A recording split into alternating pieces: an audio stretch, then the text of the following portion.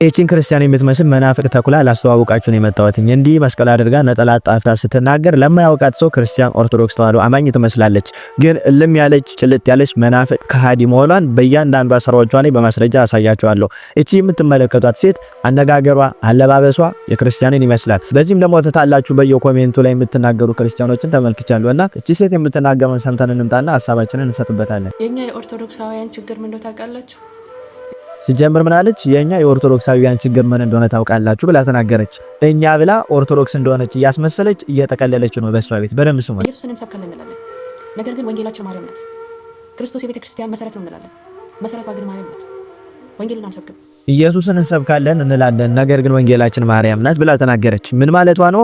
እቺ ቅድስት ኦርቶዶክስ ተዋህዶ ቤተክርስቲያን ድንግል ማርያምን እንጂ ኢየሱስ ክርስቶስን አትሰብክም ብላ እየተናገረች ነው። እቺ ኦርቶዶክስ ተዋህዶ ቤተክርስቲያን ግን ኢየሱስ ክርስቶስን በደንብ አድርጋ እንደምትሰብክ ማሳያው አንዱ ቅዳሴ ነው። የጌታችን የመድኃኒታችን የኢየሱስ ክርስቶስን ታሪክ ከውልደቱ እስከ እርገቱ ድረስ ቅዳሴ ላይ ቤተክርስቲያን በደንብ አድርጋ ትሰብካለች። ከቤተልሔም ወደ ቤተ መቅደስ፣ በቤተ መቅደስም የተቀበላቸውን መከራዎች እያስታወሰች ለምእመኑ ታሳስባለች። እንዲሁም ጌታችን መድኃኒታችን ኢየሱስ ክርስቶስ በቀራንዮ ላይ ተሰቀለ ስጋ ወደሙን እየፈተተች ታሳየናለች፣ ታስተምረናለች። የቤተ ክርስቲያን እያንዳንዷ ስብከታ እያንዳንዷ ዜማዋ ኢየሱስ ክርስቶስ ነው። ቅዱሳንንም ታከብራለች፣ ድንግል ማርያምንም ትሰብካለች። በይበልጥ ግን ኢየሱስ ክርስቶስን ሳትይዝ ቤተ ክርስቲያን ቅዱሳንንም ድንግል ማርያምንም አንስታ አታውቅም። ይሄ ሊሰመርበት የሚገባ ትምህርት ነው። አታጭበርበይ። እንቀጥል። ቅዱሳንን የምናከብረው እግዚአብሔር በእነሱ ስለሚከብር ነው እንላለን፣ ነገር ግን ራሳቸው ናቸው እንጂ የሚከብሩት እግዚአብሔር አይደለም። እዚህ ጋር ምን አለች? ቅዱሳንን የምናከብረው እግዚአብሔር ስለሚከብርባቸው ነው ብለን ነው፣ ግን እኛ እግዚአብሔርን ሲሆን ቅዱሳንን ብቻ ነው እያከበርን ያለን ብላ ተናገረች። ጌታችን መድኃኒታችን ኢየሱስ ክርስቶስ የሌለበት የቅድስና ሕይወት ቅድስና አይባልም። በመጀመሪያ ደረጃ ቅዱሳንን ቅዱስ ያሰኛቸው ኢየሱስ ክርስቶስም የያዛቸው ነው። እግዚአብሔር ቅድስና የባህሪ ገንዘቡ ነው። ለቅዱሳን ደግሞ የጸጋ ቅድስና ሰጥቷቸዋል። በተሰጣቸው የጸጋ ቅድስና እነዚህን ቅዱሳን እናከብራቸዋለን፣ ግን ክብራቸውን ከእግዚአብሔር ጋር አናስተካክልም። ድንግል ማርያምንም ስናከብራት ከፈጣሪ በታች ከፍጡራን በላይ ብለን እንጂ ከፈጣሪ ጋር አስተካክለን ወይም ከፈጣሪ በላይ አድርገን አለመሆኑን። ሲቀጥል ቅዱሳን ወደ ክርስቶስ ያደርሱናል እንላለን፣ ቅዱሳን ግን እኛን ከክርስቶስ እየለዩ ነው። ቅዱሳን ወደ ክርስቶስ ያደርሱናል እንላለን፣ ግን ቅዱሳን ከክርስቶስ እየለዩን ነው ብላ ተናገረች። በፍጹም አይነት መንገድ ቅዱሳን ከክርስቶስ ለይተውን አያውቁም፣ አገናኝተውን እንጂ። ከመጽሐፍ ቅዱስ ላይም ብናይ በቅዱሳን ምልጃ ብዙ ሰዎች ከህመማቸው ከደዌያቸው ተፈውሰዋል፣ ከሞትም ተነስተዋል። ቅዱሳን በእነሱ አማካኝነት ወደ ጌታ አድርሰውን ለኛ መድኃኒትን ያሰጡናል እንጂ ቅዱሳን ከኢየሱስ ክርስቶስ በፍጹም አርቀውን አያውቁም፣ አያርቁንም ማለት ነው። ቅዱሳን ከክርስቶስ እያራቁን ነው ብላ የምታነሳው ምክንያት ደግሞ ይሄ ነው። እነሱ ሰበል ጻድቅ ምክንያት መንግስተ ሰማያትን እንደሚወርሱ እየነገሩ ነው።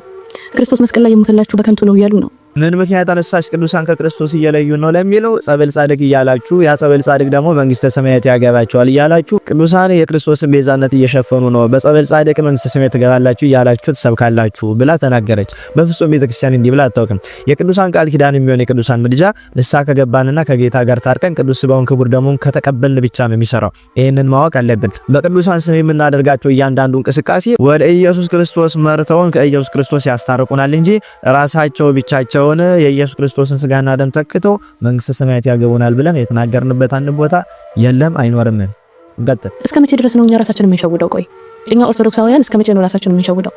እስከ መቼ ነው ዝም ብለን ራሳችንን እየሸወደን ክርስቶስን ነው የምናመልከው፣ ክርስቶስን ነው የምንከተለው፣ በክርስቶስ የመስቀል ስራ ነው ሄዳን ነው እያልን ራሳችን ላይ ድራማ የምንሰራው? ባጭሩ እቺ ሴት የኦርቶዶክስ ተዋህዶ አማኝ መስላ ራሷን ከኛ ጋር አቀላቅላ ቆጥራ የኢትዮጵያ ኦርቶዶክስ ተዋህዶ አማኝ ራሱን እንዲወቅስ እስከዛሬ ክርስቶስን አልሰበክንም መጽሐፍ ቅዱስን አናውቅም ብለን ራሳችንን እንድንጠራጠር ልታደርግ እየሞከረች ነው። ይሄ የልጅ ጨዋታ ነው። ይሄን የልጅነት ጨዋታችሁን በዛው በቸርቻችሁ ውስጥ ብታደርጉት ጥሩ ነው። ከናንተ በላይ ድራማ የሚሰራ ከናንተ በላይ ጨዋታ የሚጫወት በዓለም ላይ ማጋጥሞን አያውቅም፣ የለምም። ስለዚህ ይሄንን ጨዋታችሁን አቆማችሁ ይሄን ነጠላና ማይተባልቃችሁ ትክክለኛውን እንዲህ አይነት ማንነታችሁን ብታሳዩ መልካም።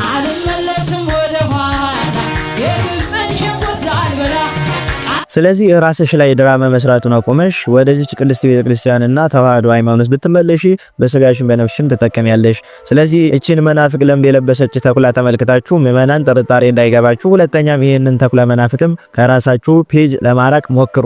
ይሄም ዲያቆንን እያለ የቤተክርስቲያን ተወካይ ነኝ እያለ የመናፍቃኑን ሃይማኖትና ስብከት የሚሰብክ መናፍቅ ለምድ የለበሰ ተኩላ መሆኑን እንድትረዱ በዚሁ መልእክት አስተላልፋለሁ። እንዲሁም የዩቲዩብ አካውንት ከፍቻለሁ ዲሲ ራክቲቭ እያላችሁ ሰብስክራይብ እንድታደርጉ ጠይቃችኋለሁ። ይቆያል።